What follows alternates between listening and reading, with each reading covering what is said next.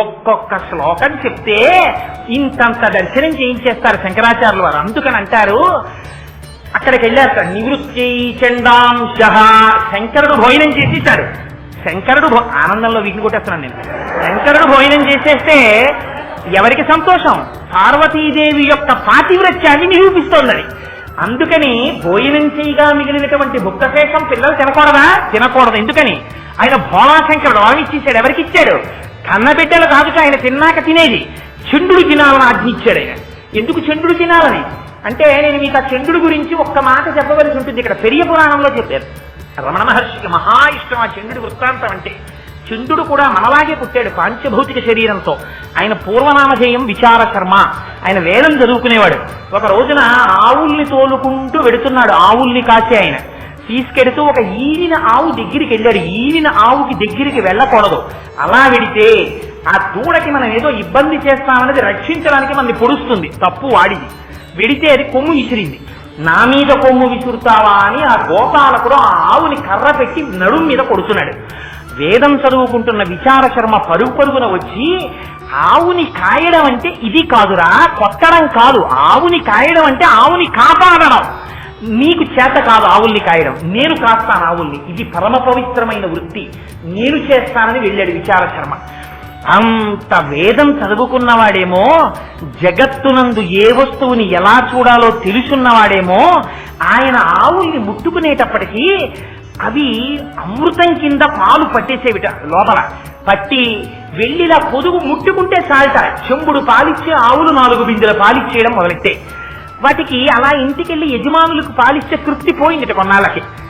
మనం యజమానులకు ఇవ్వడం ఏమిటి? మహానుభావుడు మనని పోషిస్తున్నవాడు విచార శర్మ. ఆయన ఏం చేసేవాడు? ఆవులన్నింటినీ వదిలి వేదం పన్నాలన్నీ ఆమ్మాయం చేసుకుంటూ పైకి అవన్నీ చెప్పుకుంటూ కూర్చునేవాడు. ఆ వేదం వింటూ ఉండేవి ఆవులు. అందుకని ఈయనకి పాలిద్దాం అనుకున్నాయిట. ఈయన అడిగినా అడగకపోయినా ఆవులు పక్కకొచ్చి పాలు వదిలేస్తుండేవి. ఉత్తినే వదిలేస్తున్నాయి కదా అని ఆయన ఏం చేసేవాడంటే కుండలు తెచ్చి కింద పెట్టేవాడు. అలా కుండలు నిండిపోయి పాలు అయ్యేవి. ఆ పాలు తను తాగేవాడు కాదు విచార శర్మ.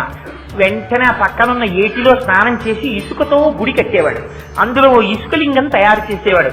ఈ కుండలలో పాలు తీసి ఒక్కొక్క పాత్రతో పాలు పట్టుకుని, నమస్తే అస్తు భగవన్ విశ్వేశ్వరాయ మహాదేవాయ త్రయంబకాయ త్రిపురాంతకాయ త్రికాగ్నికాలాయ కాలాగ్నిరుద్రాయ నీలకంఠాయ మృత్యుంజయాయ సర్వేశ్వరాయ సదాశివాయ శ్రీమన్మహాదేవాయ నమః అంటూ అభిషేకం చేసేవాడు. ఇక్కడ అభిషేకం పూర్తయ్యేది అసుర సంఖ్య వేళ అయ్యేది. ఈయన ఆవుల్ని పట్టుకుని ఇంటికి వెళ్ళిపోయేవాడు. వెళ్ళిపోతుంటే ఒక రోజున అటుగా ఒక వ్యక్తి వెళ్ళిపోతూ చూశాడు. చూస్తే ఈ పాలన్నీ పిల్లవాడు వాడు చూసేటప్పటికీ ఇసుకలో పోసేస్తున్నట్టు కనపడింది ఆయనకి. ఆయన వెళ్ళి ఊళ్ళో చెప్పాడు, మీ ఆవులు ఇంకా పాలిస్తాయి, ఆ విచార శర్మ పాలు తీసి ఇసుకలో పోసేస్తున్నాడు మధ్యాహ్నం పూట్ల అని. విచార శర్మ తండ్రిని పిలిచారు. యచ్చన దత్తుడు అని పేరు ఆయనకి. ఆయన్ని పిలిచి, నీ కొడుకు ఆవుల పాలు ఇసుకలో పోసేస్తున్నాడు, అందుకని నీ కుమారుణ్ణి మందలించమన్నారు. ఆ తండ్రి నిజంగా పిల్లవాడు మధ్యాహ్నం పాలు కుండలతో తీసి ఇసుకలో ఎందుకు పోస్తున్నాడో చూడడం కోసమని రహస్యంగా వచ్చి ఒక చెట్టుకి ఎక్కి దాంట్లో కూర్చున్నాడు. మధ్యాహ్నం అయ్యేటప్పటికి ఆవులు పాలిచ్చాయి. ఆ పాలు తీసి పిల్లవాడు గుడి కట్టి ఆ ఇసుకలింగానికి పూజ చేస్తున్నాడు. ఇది చూశాడు తండ్రి. మహాగ్రహం వచ్చింది. నిజమే, వీడు పాలు ఇలా పోసేస్తున్నాడు కింద. ఆయన అభిషేకం అనుకోలేదు, ఈయన అంతర్ముఖుడైపోయి ఉన్నాడు కొడుకు. వచ్చి ఆ పిల్లవాడిని కర్ర తీసుకుని విపరీతంగా కొట్టాడు. అంతర్ముఖుడైపోయి ఉన్నాడేమో, ఆ దెబ్బలు తగలడం కూడా ఆయనకి తెలియలేదు. కానీ పక్కన ఉన్న కుండలో తన ప్రమేయం లేకుండా పాత్ర ముంచి పాలు తీసి అభిషేకం చేసేస్తున్నాడు. మనస్సు రమించిపోతోంది. అటువంటి స్థితిలో తండ్రి వచ్చి ఆ పాల కుండని ఎడమకాలితో తన్నాడు. కుండ పగిలిపోయింది. అరే ఏమిరా కుండ పగిలింది అని ఇలా చూశాడు. తండ్రి నిలబడున్నాడు. అపారమైన కోపం వచ్చింది కొడుక్కి. శివాభిషేకం చేస్తున్న ఆవు పాల కుండని తన్నావు అని అక్కడున్న గొడ్డలి తీసి, ఏ పాదములతో తన్నావో ఆ పాదములను నీకు తీసేస్తే తప్ప ఈ అపరాధం పోదు. నువ్వు తండ్రివైనా శివాపరాధం చేశావు కనుక నువ్వు శిష్యుడవు అని గొడ్డలి తీసి తండ్రి కాళ్ళ మీదకి తీసిరాడు. తండ్రి 2 కాళ్ళు తెగిపోయి ఆ ఇసుకలో పడి రక్తం వరదలై పారి ఏడ్చి మరణించాడు. ఆ పిల్లవాడి యొక్క భక్తికి పొంగిపోయి శంకరుడు ప్రత్యక్షమయ్యాడు.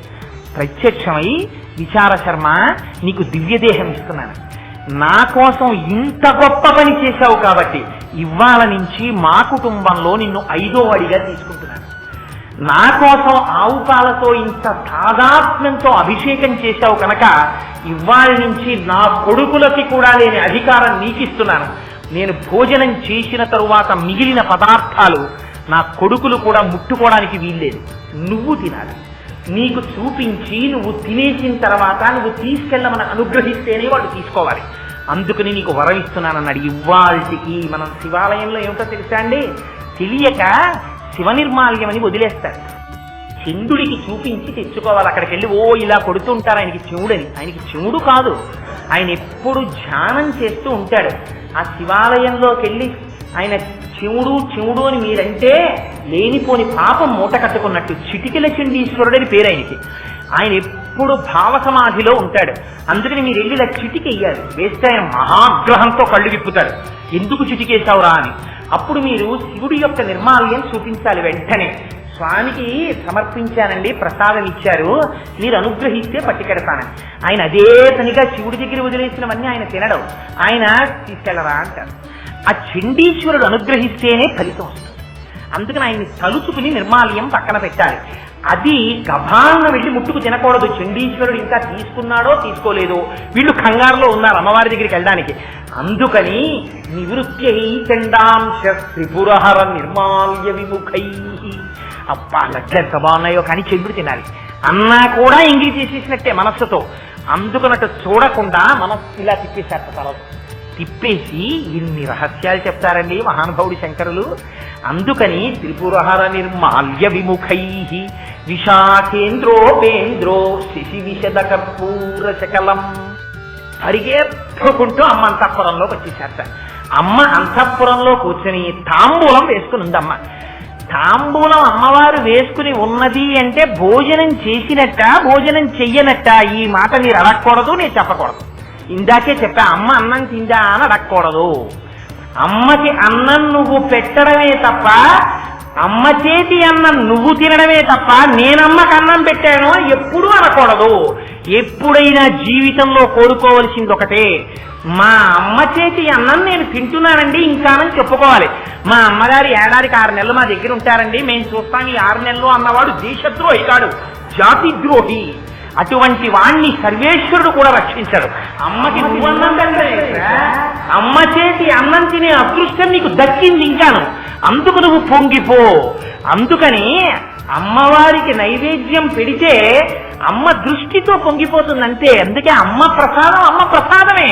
అందుకు రేపటి రోజున అమ్మవారి పాదముల మీద పువ్వు, అమ్మవారికి నివేదన చేసిన ప్రసాదం చేతిలో పట్టుకుని కళ్ళకద్దుకు నోట్లో వేసుకోవడం అంటే సాయంత్రం సౌందర్యలహర అవుతుంటే రేపు మీరు ఇంకా పూజ చేద్దామంటే ఇవాళ ఆవిడ నల్లమబ్బాయి కురిసింది, మీరు ఏమి ఇచ్చివ్వడం తీసుకుంటారు ఆవిడికి. రేపు ఇంకా మీరు పువ్వులు వేద్దామన్నది, ఇవాళే ఆవిడ అనుగ్రహాన్ని ఆవిడ ప్రకటించేసింది. ఇది అమ్మవారంటే.